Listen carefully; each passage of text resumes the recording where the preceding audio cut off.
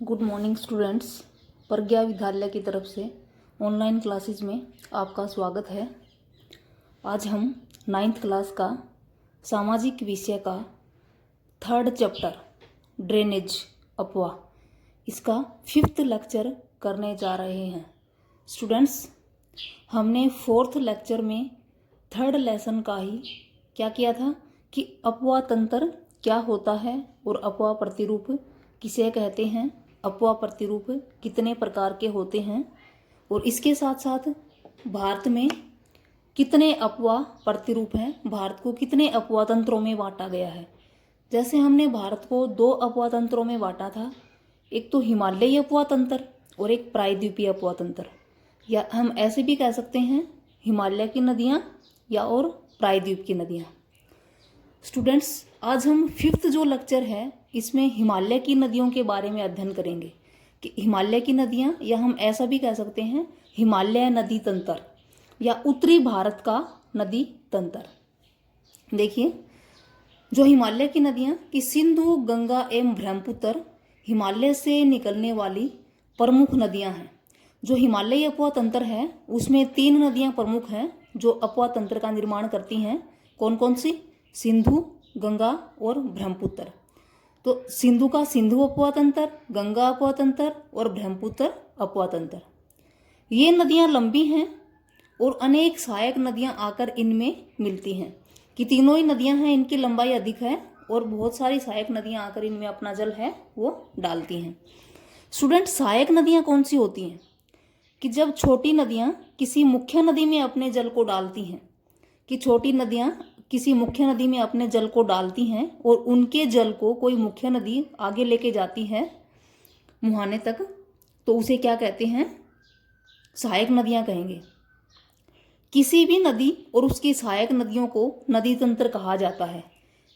जैसे हमने पिछले लेक्चर में किया भी था कि नदी तंत्र क्या होता है कि कोई एक मुख्य नदी, जैसे ये मुख्य नदी है, और इसकी सहायक नदियाँ, जैसे ये इधर से सहायक नदियाँ आके मिल रही हैं, तो मुख्य नदी और सहायक नदियों का जो क्षेत्र है या जो तंत्र है उसे क्या कहेंगे? नदी तंत्र। ये एक नदी तंत्र है इस तरह से कि जिसमें कोई मुख्य नदी और उसकी सहायक नदियाँ शामिल होती हैं। हिमालय में 3 नदी तंत्र हैं। कौन कौन से? सिंधु नदी तंत्र, गंगा नदी तंत्र और ब्रह्मपुत्र नदी तंत्र।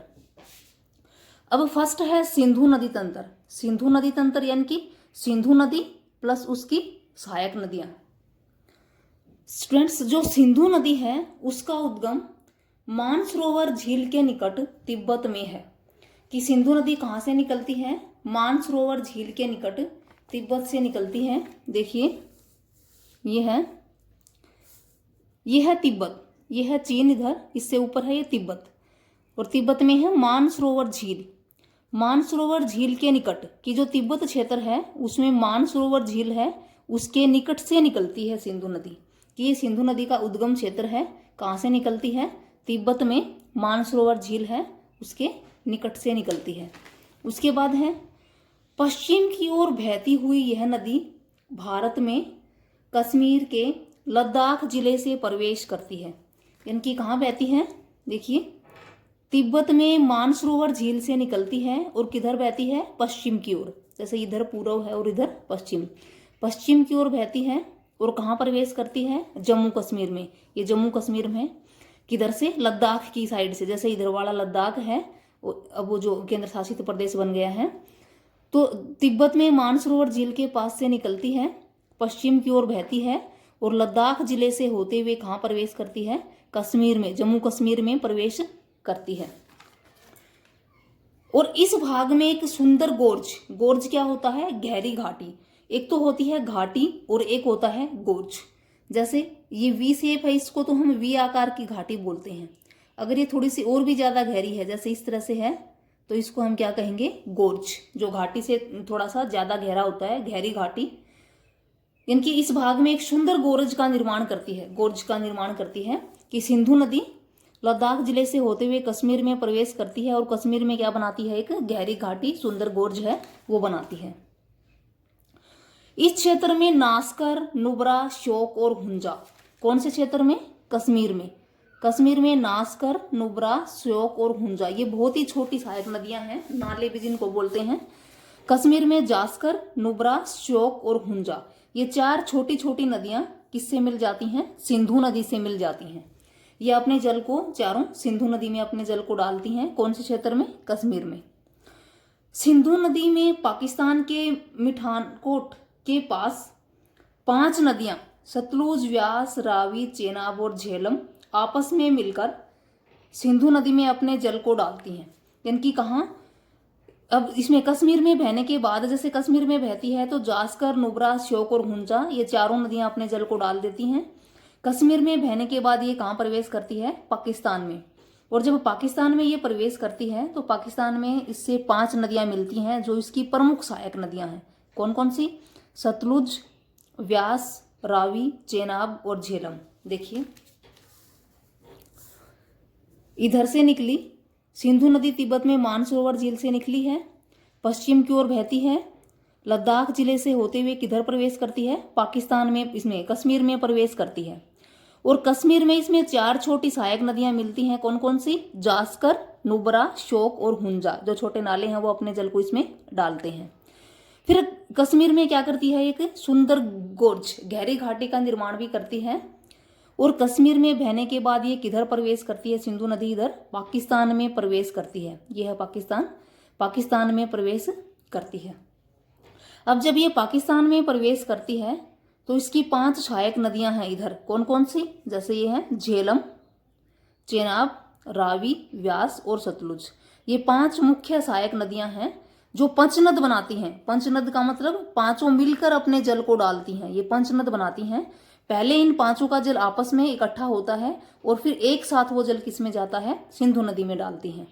तो ये 5 नदियां पाकिस्तान में कहाँ? मिठानकोट के पास, मिठानकोट के पास पाकिस्तान में सिंधु नदी से ये 5 नदियां मिल जाती हैं। देखिए, ये फर्स्ट जो है ये है झेलम। कहाँ से निकलती है? ये कश्मीर से निकलती है और इधर बहती है पाकिस्तान की ओर। सेकंड है चेनाब। चेनाब किधर से निकलती है? चेनाब हिमाचल प्रदेश से निकलती है। हिमाचल प्रदेश में एक दर्रा है, बारालाचला दर्रा, जो हमने पिछले लेसन में किया भी था। उस दर्रे से ये निकलती है और किधर बहती है? हिमाचल प्रदेश से निकल के ये पाकिस्तान में ही बहती है। अब जो पहले वाली थी झेलम, वो अपने जल को किस में डाल देती है? जो ये सेकंड नदी है चेनाब, जैसे झेलम कश्मीर से निकली और पाकिस्तान में बही, उसी तरह से जो चेनाब है हिमाचल प्रदेश से निकली और किधर बही? पाकिस्तान में बही। अब झेलम अपने जल को कहाँ डाल देती है? चेनाब में। झेलम का और चेनाब दोनों का जल क्या हो जाता है? आपस में मिल जाता है। उसके बाद है रावी। जो रावी है वो भी हिमाचल प्रदेश से ही निकलती है और हिमाचल प्रदेश से निकल के आगे पाकिस्तान में जाके ये भी किस में मिल जाती है? चेनाब में ही मिल जाती है। देखो, पहले वाली थी जो झेलम, वो भी चेनाब में अपने जल को डालती है और रावी है, इसका जल भी किस में मिल जाता है? पाकिस्तान में जाके चेनाब में ही मिल जाता है। तीनों का जल संयुक्त हो गया। उसके बाद है व्यास नदी। ये हिमाचल प्रदेश में नहीं, सॉरी, हिमालय में व्यास कुंड से निकलती है। इधर से हिमाचल प्रदेश से थोड़ा सा आगे इधर व्यास कुंड से निकलती है और किधर बहती है? इधर पंजाब की साइड बहती है। फिर है सतलुज नदी वहीं से निकलती है जहां से सिंधु नदी निकली थी, मानसरोवर झील के पास। दोनों का उद्गम मानसरोवर झील के पास ही है, तिब्बत में। यहां से निकलती है सतलुज, जो सिंधु की सबसे बड़ी सहायक नदी है, मानसरोवर झील के पास से ही निकलती है और किधर? हिमाचल प्रदेश पंजाब से होके किधर प्रवेश करती है? पाकिस्तान में प्रवेश करती है। अब जो व्यास है इसका जल किस में मिल जाता है? व्यास का जल सतलुज में मिल जाता है और सतलुज और व्यास दोनों का जल आगे जाके किस में मिल जाता है? चेनाब में। देखो, पहली झेलम थी, दूसरी चेनाब। झेलम का जल किस में मिल गया? चेनाब में, इधर पाकिस्तान में जाके। इसी तरह से थर्ड है जो रावी का जल भी किस में मिल गया? चेनाब में। अब सतलुज 5th नंबर पे है। सतलुज मानसरोवर झील से निकली और किधर बही? पाकिस्तान की साइड, पंजाब से होके। अब व्यास कुंड से निकली हिमालय में और किस में अपने जल को डाल दिया? सतलुज में। अब दोनों का इधर और तीनों का इधर, 5 नदियों का जल पाकिस्तान में क्या हो गया? आपस में मिल गया संयुक्त रूप से। जब इन 5 नदियों का जल आपस में मिलता है तो इसे क्या कहते हैं? इसको पंचनद की पंचनद बनाती हैं ये।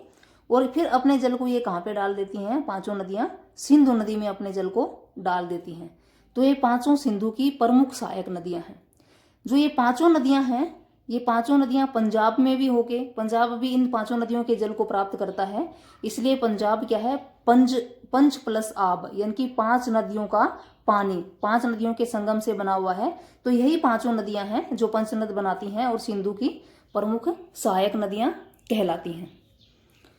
तो स्टूडेंट्स जो ये वाला है, इधर वाला, ये है सिंधु अपवा तंत्र। आगे सिंधु अपने जल को और इनके जल को किधर डाल देती है, आगे ले जाके अरब सागर में डाल देती है, अपना और सहायक नदियों का। अब जहां से सिंधु निकली, सहायक नदियां उसके रास्ते में मिली, और जहां उसने जल को डाला, जो निकलता है, जो नदी निकलती है उसे हम कहते हैं उद्गम क्षेत्र, और जहां पे नदी जल को डालती है उसे हम कहते हैं मुहाना। तो उद्गम क्षेत्र से लेके मुहाने तक जो इसका ये क्या हो गया, एक अपवा तंत्र, सिंधु नदी का अपवा तंत्र, सिंधु नदी अपवा तंत्र है। जो सिंधु नदी है उसकी लंबाई है 2900 किलोमीटर। जैसे देखिए आगे, सिंधु नदी की लंबाई 2900 किलोमीटर है, लेकिन भारत में यह सिर्फ कश्मीर जिले में ही प्रवेश करती है, बाकी क्षेत्र में नहीं। इसकी लंबाई भारत में कम और पाकिस्तान में अधिक है। लेकिन सिंधु जल समझौता हुआ था 1960, उसके अनुसार भारत सिंधु के संपूर्ण जल में से केवल 20% जल का ही उपयोग कर सकता है। कि भारत और पाकिस्तान का सिंधु नदी के जल पर समझौता हुआ था, सिंधु जल समझौता 1960 में, क्योंकि नदी उसमें पाकिस्तान में भी जाती है, पाकिस्तान में इसका क्षेत्र ज्यादा है, और भारत में भी। तो भारत और पाकिस्तान का सिंधु नदी के जल पे समझौता हुआ था, और उस समझौते के अनुसार जो भारत है सिंधु नदी के केवल 20% जल का ही प्रयोग करता है। यानी कि 100 में से 20% जल का प्रयोग कौन करता है, भारत, और 80% जल का प्रयोग कौन करता है, पाकिस्तान। अब भारत में हम इस जल का प्रयोग किस में करते हैं, इस जल का उपयोग हम पंजाब, हरियाणा एवं राजस्थान के दक्षिणी पश्चिमी भागों में सिंचाई के लिए करते हैं। जो 20% जल है पंजाब में इसके द्वारा सिंचाई होती है, हरियाणा में, और राजस्थान का जो इधर वाला भाग, कुछ जो भाग राजस्थान का, उसमें भी इसके द्वारा सिंचाई होती है। स्टूडेंट्स ये तो था हमारा सिंधु नदी तंत्र। उसके बाद है हिमालयी नदियों में दूसरा गंगा नदी तंत्र। जो सबसे बड़ा नदी तंत्र है भारत का, गंगा भारत की सबसे बड़ी नदी है। गंगा नदी उत्तराखंड में गंगोत्री हिमनद से निकलती है। यानी कि कहां से निकलती है, देखो इधर, यह है उत्तराखंड। गंगा नदी उत्तराखंड के गंगोत्री हिमनद, यहां से उत्तराखंड में है एक गंगोत्री हिमनद, कि गंगा नदी उत्तराखंड में गंगोत्री हिमनद से निकलती है। गंगा नदी की मुख्य धारा भागीरथी है। कि गंगा नदी की जो धारा निकलती है, जल की जो धारा है, उस धारा का नाम क्या है, भागीरथी। गंगा नदी की जो धारा है उसको भागीरथी कहते हैं। अब भागीरथी और अलकनंदा उत्तराखंड के देवप्रयाग में इससे मिलती हैं। भागीरथी और अलकनंदा 2 धाराएं हैं, और उत्तराखंड के कहाँ मिलती हैं, वो देवप्रयाग में मिलती हैं। अगर ये पूछा जाए देवप्रयाग में कौन कौन सी नदियां या कौन कौन सी धाराएं मिलती हैं, तो कौन कौन सी, भागीरथी और अलकनंदा। या ये भी पूछ सकते हैं भागीरथी और अलकनंदा धाराएं कहाँ मिलती हैं, देवप्रयाग में, या ये जिस स्थान पे मिलती हैं उस स्थान का क्या नाम है, देवप्रयाग। उसके बाद है हरिद्वार के पास गंगा पर्वतीय भाग को छोड़कर मैदानी भाग में प्रवेश करती है। देखो गंगा नदी उत्तराखंड में गंगोत्री हिमनद से निकली, तो उत्तराखंड क्या है, एक पर्वतीय क्षेत्र है। उसके बाद ये इसकी मुख्य जो धारा किधर प्रवेश करती है, नीचे उत्तर प्रदेश यूपी में हरिद्वार के पास, हरिद्वार के पास ये मैदानी क्षेत्र में बहने लग जाती है। यानी कि पर्वतीय भाग खत्म हो जाता है और मैदानी भाग है वो शुरू हो जाता है। हिमालय से निकलने वाली बहुत सी नदियां आकर गंगा में मिलती हैं। जो गंगा की मुख्य धारा भागीरथी है, उसमें हिमालय से भी और नीचे प्रायद्वीपीय भारत से भी सहायक नदियां आके मिलती हैं, जो अपने जल को किस में डालती हैं, गंगा में डालती हैं। देखिए फिर दाईं तरफ से अर्थात हिमालय की ओर से गंगा में आकर मिलने वाली नदियां, कि वे नदियां जो हिमालय से निकलकर गंगा में मिलती हैं, गंगा की वो सहायक नदियां जो हिमालय से निकलकर गंगा में मिलती हैं, कौन कौन सी हैं। जैसे फर्स्ट है यमुना, कि यह नदी हिमालय के यमुनोत्री हिमनद से निकलती है। यमुना गंगा की सबसे बड़ी सहायक नदी है। गंगा की सबसे बड़ी सहायक नदी कौन सी है, यमुना। कहाँ से निकलती है, यह नदी हिमालय के यमुनोत्री हिमनद से निकलती है। यमुनोत्री हिमनद कहाँ है, उत्तराखंड में ही है, गंगोत्री हिमनद के ही पास यमुनोत्री हिमनद से निकलती है। और गंगा के दाहिने किनारे के साथ साथ बहती है तथा इलाहाबाद में यह नदी गंगा में मिल जाती है। यमुनोत्री हिमनद से निकलती है, ये इधर से गंगा नदी बहती है, गंगा की मुख्य धारा है, और यमुनोत्री हिमनद से निकलकर दिल्ली की साइड से ये यमुना नदी किसके साथ साथ बहती है, गंगा नदी के साथ साथ बहती है। और कहाँ तक बहती है गंगा नदी के साथ साथ, इलाहाबाद तक, और इलाहाबाद में आके ये किस में मिल जाती है, गंगा नदी में मिल जाती है। देखो यमुनोत्री हिमनद से निकली इधर दिल्ली की साइड से, इसके साथ साथ बहती है, और इलाहाबाद में किससे मिल जाती है, गंगा नदी से मिल जाती है। इलाहाबाद में इसने अपने जल को किस में डाल दिया, गंगा नदी में डाल दिया, तो ये गंगा की ये क्या हो गई, सहायक नदी। फिर उसके बाद हिमालय से निकलने वाली और नदियां हैं घाघरा, गंडक और कोसी। घाघरा, गंडक और कोसी तीनों नदियां हिमालय की तरफ से आती हैं, जो गंगा नदी में मिलती हैं। ये गंगा की जो मुख्य धारा है, ये गंगा की मुख्य धारा है। अब इसमें हिमालय की तरफ से पहली सहायक नदी यमुना थी, उसके बाद है घाघरा।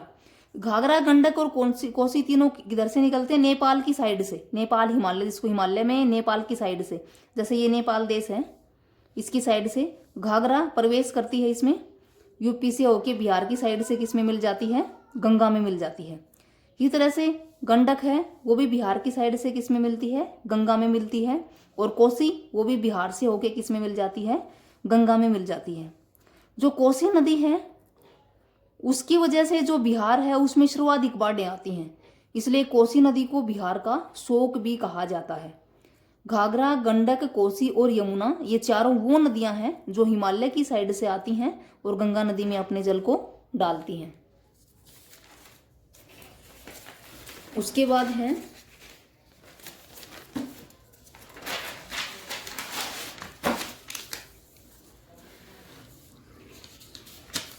बाएं किनारे, वो तो थी दाएं किनारे से या इनकी हिमालयी भारत से हम कह सकते हैं। उसके बाद है प्रायद्वीपीय उच्च भूमि से आने वाली सहायक नदियां, यानी कि दक्षिणी भारत से जो आने वाली सहायक नदियां हैं प्रायद्वीपीय उच्च भूमि से जो गंगा में मिलती हैं, वो कौन कौन सी हैं, चंबल, बेतवा और सोन। ये नदियां प्रायद्वीपीय उच्च भूमि की तरफ से गंगा में मिलती हैं। ये अर्धशुष्क क्षेत्रों से निकलती हैं, इनकी लंबाई कम है और जल की मात्रा भी कम है। कि चंबल, बेतवा और सोन, ये नदियां कहाँ से निकलती हैं, प्रायद्वीपीय उच्च भूमि की तरफ से निकलती हैं। किस में मिलती हैं, गंगा में मिलती हैं। कहाँ से ये आती हैं, अर्धशुष्क क्षेत्रों से, क्योंकि प्रायद्वीपीय जो भाग है अर्धशुष्क क्षेत्र है। इनकी लंबाई कम है, इनकी छोटी होती हैं और इनमें जल की मात्रा है वो भी कम होती है। देखिए ये है मध्य उच्च भूमि, जो हमने पिछले लेक्चर में किया भी था। मालवा का पठार, बुंदेलखंड, बघेलखंड का पठार, छोटा नागपुर का पठार, इधर जो ये पठार थे इनको मध्य उच्च भूमि बोलते हैं। अब जो चंबल, बेतवा और सोन तीनों कहाँ से निकलती हैं, मध्य उच्च भूमि से निकलती हैं। देखो चंबल मध्य प्रदेश से निकलती है और मध्य प्रदेश से निकल के अपने जल को किस में डालती है, चंबल यमुना में डालती है, ना कि गंगा में। क्योंकि चंबल किसकी सहायक नदी है, चंबल यमुना की सहायक नदी है, ना कि गंगा की। चंबल अपने जल है उसको यमुना में डालेगी और यमुना उसके जल को किस में डालती है, गंगा में डालती है। अब इसी तरह से बेतवा है, वो भी मध्य प्रदेश से निकलती है, अमरकंटक पठार से, और वहां से निकलने के बाद वो भी अपने जल को कहाँ डालती है, यमुना में ही डालती है, और यमुना उसके जल को कहाँ डालती है, गंगा में। चंबल और बेतवा ये दोनों किसकी सहायक नदियां हैं, दोनों यमुना की सहायक नदियां हैं, जो प्रायद्वीपीय उच्च भूमि मध्य प्रदेश से निकलती हैं। दोनों अपने जल को यमुना में डालती हैं और यमुना इनके जल को कहाँ पहुंचाती है, गंगा में डालती है। उसके बाद है सोन, जो प्रायद्वीपीय मध्य उच्च भूमि से ही निकलती है, इधर छत्तीसगढ़, झारखंड की साइड से, और किस में मिल जाती है, गंगा नदी में मिल जाती है। सोन गंगा की सहायक नदी है, ना कि यमुना की। चंबल और बेतवा दोनों किसकी सहायक थी, यमुना की, और सोन किसकी है, गंगा की। तो चंबल, बेतवा और सोन ये तीनों नदियां प्रायद्वीपीय उच्च भूमि से आके किस में अपने जल को डालती हैं, गंगा में अपने जल को डालती हैं। अब इधर से गंगा की ये सहायक नदियां हिमालयी और प्रायद्वीपीय उच्च भूमि की जो गंगा की सहायक नदियां हैं, गंगा इन सब के जल को लेके आगे की ओर बढ़ती है पश्चिम बंगाल की तरफ। आगे देखना कि सहायक नदियों के मिलने के बाद, जब ये सारी सहायक नदियां गंगा नदी में मिल गई, सहायक नदियों के मिलने के बाद गंगा पूर्व दिशा में पश्चिम बंगाल के फरक्का तक बहती है। कि सारी सहायक नदियां मिलने के बाद गंगा किधर बहती है, इधर पूर्व की साइड, और कहाँ तक, पश्चिम बंगाल, ये पश्चिम बंगाल है। पश्चिम बंगाल में एक क्षेत्र है फरक्का, फरक्का तक बहती है, पश्चिम बंगाल के फरक्का तक जाती है। यहाँ यह नदी दो भागों में बट जाती है। पश्चिम बंगाल में जो फरक्का नामक स्थान है, जैसे ये है फरक्का नामक स्थान है, वहां जाके जो गंगा नदी है उसकी दो धाराएं हो जाएंगी, यानी कि एक धारा अलग हो जाएगी। गंगा नदी की धारा का नाम भागीरथी तो था ही, भागीरथी एक धारा है उसकी। अब भागीरथी से एक अलग धारा निकलेगी जो क्या कहलाएगी, हुगली, हुगली नदी कहलाएगी। और जो हुगली नदी किस में बहेगी, पश्चिम बंगाल में ही बहेगी। देखो यहाँ यह नदी दो भागों में बट जाती है, एक है भागीरथी और दूसरा है हुगली। अब भागीरथी नदी गंगा की जो मुख्य धारा है दक्षिण की तरफ बहती है और डेल्टा के मैदान से होते हुए बांग्लादेश में प्रवेश करती है। यहाँ ब्रह्मपुत्र नदी इसमें आकर मिल जाती है और अंतिम चरण में गंगा और ब्रह्मपुत्र समुद्र में विलीन होने से पहले किसके नाम से जानी जाती हैं, मेघना के नाम से जानी जाती हैं। देखिए ये पश्चिम बंगाल में फरक्का बिंदु है, जो फरक्का है वो गंगा का सबसे उत्तरी बिंदु माना जाता है गंगा का। अब फरक्का है, फरक्का के पास आके गंगा नदी की धारा दो भागों में बट गई, एक तो जो मुख्य धारा थी उसकी भागीरथी वो, और एक जो थी हुगली वो। अब जो हुगली है वो तो इससे अलग हो जाती है, किसमें बहना शुरू कर देती है, पश्चिम बंगाल में। और जो भागीरथी है वो आगे कहाँ तक जाती है, बांग्लादेश तक इसके जल को लेके जाती है, दक्षिण की तरफ बहना शुरू कर देती है बांग्लादेश की साइड। और बांग्लादेश में आके ये किससे मिलती है, जो इस साइड से जो ये ब्रह्मपुत्र नदी आती है बांग्लादेश में, ब्रह्मपुत्र से मिलती है। और ब्रह्मपुत्र नदी और गंगा नदी दोनों का जल एक धारा के रूप में, दोनों का जल बांग्लादेश में मिल जाएगा और एक धारा के रूप में आगे जाएगा बंगाल की खाड़ी में। ये बंगाल की खाड़ी है, दोनों अपने जल को कहाँ पे डालती हैं, बंगाल की खाड़ी में डालती हैं एक धारा के रूप में। अब जो एक धारा के रूप में जो जल को डालती हैं, ये धारा क्या है, इस धारा का क्या नाम है, मेघना। गंगा और ब्रह्मपुत्र नदी के संयुक्त जल की जो धारा है वो क्या कहलाएगी, मेघना। तो फरक्का से दो धाराएं बटी, एक भागीरथी आगे किस में चली गई, बांग्लादेश में चली गई, और किससे मिल गई, ब्रह्मपुत्र से। अब दूसरी जैसे हुगली, हुगली नदी पश्चिम बंगाल में बहने लगती है। यह गंगा की एक वितरिका है, वितरिका इनकी गंगा से निकलने वाली छोटी सी नदी है। संपूर्ण नदी तंत्र में हुगली एक ऐसी नदी है जो किसी नदी से निकलती है, यानी कि ये गंगा से निकली है, इसने गंगा में अपने जल को डाला नहीं है। जैसे ऊपर वाली घाघरा, गंडक, कोसी है, ये अपने जल को डालती हैं, तो जो जल को डालती हैं वो क्या है, इसकी सहायक नदियां हैं। और हुगली क्या है, गंगा में अपने जल को डालती नहीं है बल्कि गंगा से एक अलग हुई है, तो इसे क्या है, गंगा की एक वितरिका है, छोटी नदी है।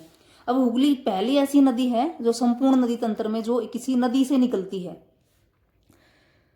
ये है स्टूडेंट्स गंगा नदी तंत्र। अब देखो इसकी आकृति कैसी है, वृक्षाकार है। जैसे कल हमने अपवा प्रतिरूप किए थे, उसमें पहला था दुर्माकृति किया, वृक्षाकार अपवा प्रतिरूप। अब ये गंगा नदी का देखो अपवा प्रतिरूप कैसा हो गया, वृक्ष के आकार का। जैसे गंगा इसमें एक मेन नदी की तरह दिखाई दे रही है और उसकी सहायक नदियां इसकी शाखाओं की तरह दिखाई दे रही हैं। उसके बाद है जैसे कुछ महत्वपूर्ण बिंदु और भी हैं गंगा नदी में तंत्र में। जैसे फरक्का गंगा डेल्टा का सबसे उत्तरी बिंदु है। फरक्का जो इसका बिंदु था ये पश्चिम बंगाल में, जहाँ पे दो शाखाओं में बढ़ती है, ये सबसे उत्तरी बिंदु है इसका। गंगा और ब्रह्मपुत्र मिलकर सुंदरवन डेल्टा का निर्माण करती हैं, जो विश्व का सबसे बड़ा डेल्टा है। संसार का सबसे बड़ा डेल्टा है सुंदरवन डेल्टा, और उसको दो नदियां बनाती हैं, कौन कौन सी, गंगा और ब्रह्मपुत्र। और ये डेल्टा कहाँ स्थित है, पश्चिम बंगाल में स्थित है। उसके बाद सुंदरवन डेल्टा सुंदरी नामक वृक्षों की प्रजाति के लिए प्रसिद्ध है। जो सुंदरवन डेल्टा है विश्व का सबसे बड़ा डेल्टा पश्चिम बंगाल में, इसमें सुंदरी नामक एक वृक्ष पाया जाता है और सुंदरी वृक्ष के नाम पर ही इसका नाम क्या है, सुंदरवन डेल्टा।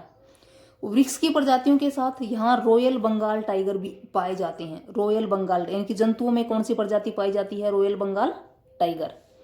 तो ये है संपूर्ण गंगा अपवा तंत्र या गंगा नदी तंत्र। उसके बाद है थर्ड ब्रह्मपुत्र नदी तंत्र, कि हिमालय की नदियों में जो तीसरा अपवा तंत्र है वो कौन सा है, ब्रह्मपुत्र नदी तंत्र है।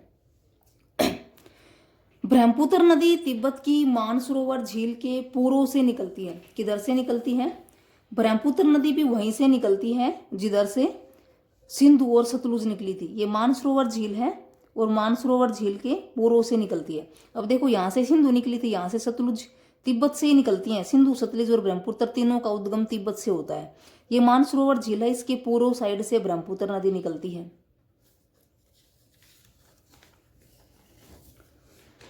इसकी लंबाई सिंधु से अधिक है, परंतु इसका अधिकतर मार्ग भारत से बाहर है।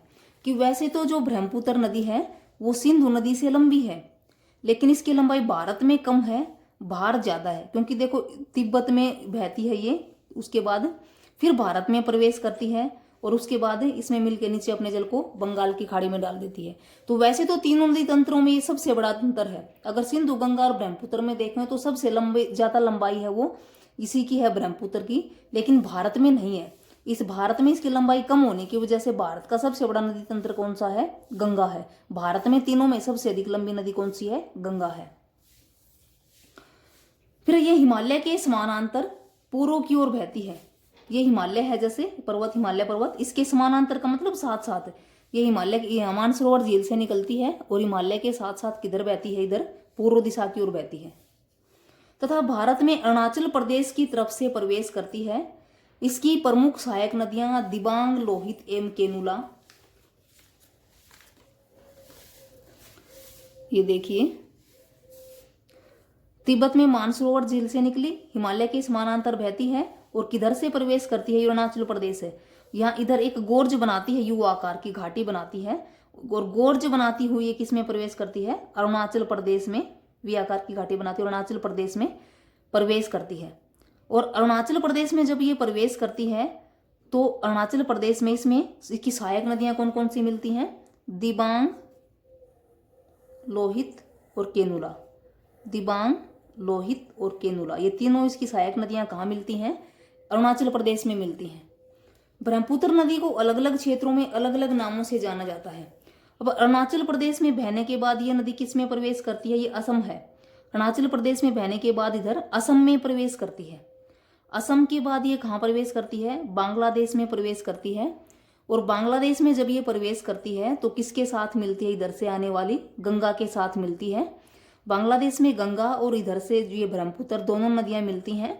फिर दोनों का इकट्ठा जल एक संयुक्त धारा के रूप में अपने जल को किधर डाल देती हैं? बंगाल की खाड़ी में डाल देती हैं। इस धारा का नाम क्या है? मेघना। अब देखिए, जो ब्रह्मपुत्र नदी है उसके अलग अलग क्षेत्रों में अलग अलग नाम है। अब जहां से ये निकली तिब्बत में, जो भाई जब ब्रह्मपुत्र नदी तिब्बत में बहती है तो इसका नाम क्या है? सांगपो। तिब्बत में ब्रह्मपुत्र नदी को सांगपो के नाम से जानते हैं। जब ये अरुणाचल प्रदेश में प्रवेश करती है, इधर अरुणाचल प्रदेश में, तो अरुणाचल प्रदेश में इसका नाम है दिहांग। असम में प्रवेश करती है तो असम में इसको ब्रह्मपुत्र नाम मिलता है। असम में से पहले इसका नाम ब्रह्मपुत्र नहीं था। तिब्बत में इसको सांगपो कहते हैं, अरुणाचल प्रदेश में इसको दिहांग कहते हैं, असम में इसको ब्रह्मपुत्र कहते हैं, बांग्लादेश में इसको जमुना बोलते हैं। जमुना, यमुना नहीं, जमुना। बांग्लादेश में जमुना के नाम से जान जाती है। और आगे जब एक धारा के रूप में जाती है तो ये किसके नाम से? इसकी धारा मेघना के नाम से जानी जाती है। तो इनकी ब्रह्मपुत्र वो नदी है जिसके अलग अलग क्षेत्रों में अलग अलग राज्यों में अलग अलग नाम है। विभिन्न नामों के नाम से जाने वाली नदी कौन सी है? ब्रह्मपुत्र नदी। देखिए, तिब्बत में सांगपो, असम में ब्रह्मपुत्र, अरुणाचल प्रदेश में दिहांग, बांग्लादेश में जमुना। और गंगा और ब्रह्मपुत्र की संयुक्त धारा क्या हुई फिर? मेघना।